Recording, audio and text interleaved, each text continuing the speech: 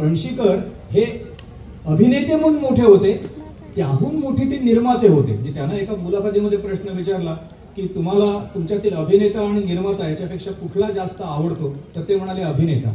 आणि मलाही ते पटतं अशासाठी की अभिनेते आपल्याला दिसतात, निर्माते जे आहेत त्याची जी कामगिरी आहे, ते जे काय त्यांनी केलेलं आहे ते आपल्याला जरा अभ्यासावं लागतं.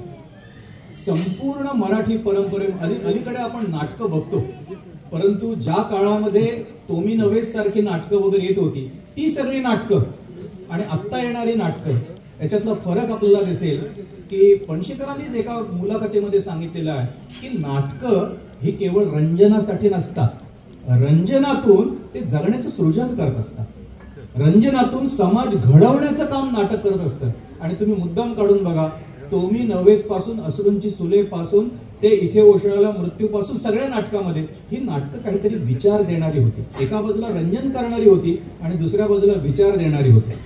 आणि तो विचार कुठला, आज आपल्या सगळ्यांच्या जीवनामध्ये, घराघरामध्ये आणि समाजामध्ये काय घडतं आहे ना, त्याच्यावर नेमकं बोट ठेवणं आणि तिथून त्यांचं उन्नयन करण्याची प्रचंड शक्ती त्या सगळ्या नाटकामध्ये होती. आपल्या सगळ्या या समाजामध्ये समाज वृक्षाला जर विषारी फळं येत असतील तर वर पाणी म्हणून काही होणार नाही, मुळामध्ये पाणी घालावं लागेल.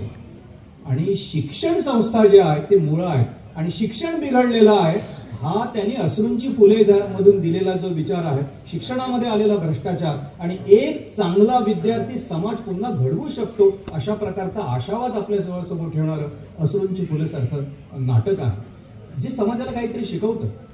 आज आपल्या भारतामध्ये जे एक अमृत मंथन होतं आहे, ते कुठेतरी आपली धर्म आणि संस्कृती आपण विसरतो आहोत की काय. आणि म्हणून धर्म आणि संस्कृतीचं जाज्वल्य आणि मूर्तिमंत अशा प्रकारचं जर चित्र कुठलं असेल तर ते छत्रपती संभाजी महाराज.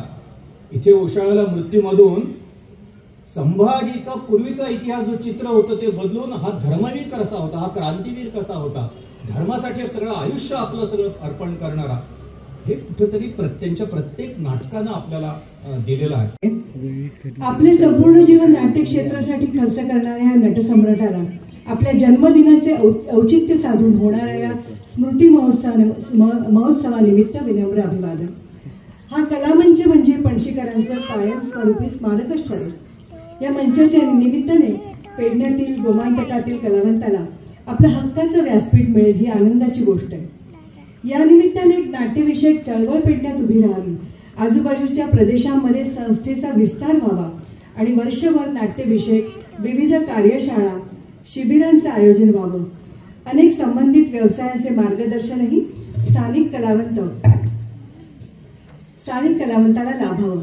अगदी नेपथ्य प्रकाश योजनेपासून मेकअप पर्यंत सर्व प्रशिक्षण भावी कलाकारांना आपल्या गावातच मिळावं अशी आमची इच्छा आहे.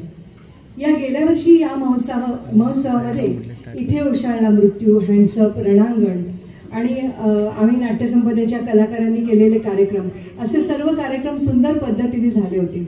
यावर्षी संगीत मत्स्यगंधा आणि रामशास्त्री हे नाटक सादर केलं जाणार आहे.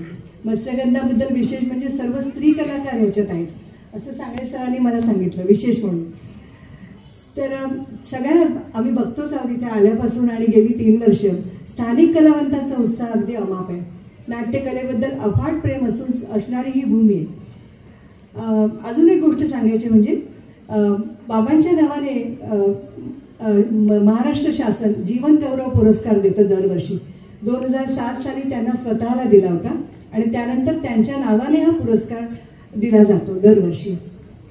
तर त्याची आठवण म्हणून हा पुरस्कार दिला. तर न भूतो न भविष्यती असे भाग्य या पेडण्याच्या सुपुत्राला त्यावेळी लाभले. आपणही यावर्षी मंचातर्फे दरवर्षी हा असा पुरस्कार प्राप्त झालेल्या ज्येष्ठ कर्मीला इथं आग्रहाने पाचारण करावं, कलाक्षेत्रातला त्यांचा अनुभव ऐकावा आणि त्यांची कामगिरी समजून घेणं हे सर्वांसाठी अतिशय प्रेरणादायक ठरेल. Subscribe Prudent social media channel and press bell icon for latest notifications.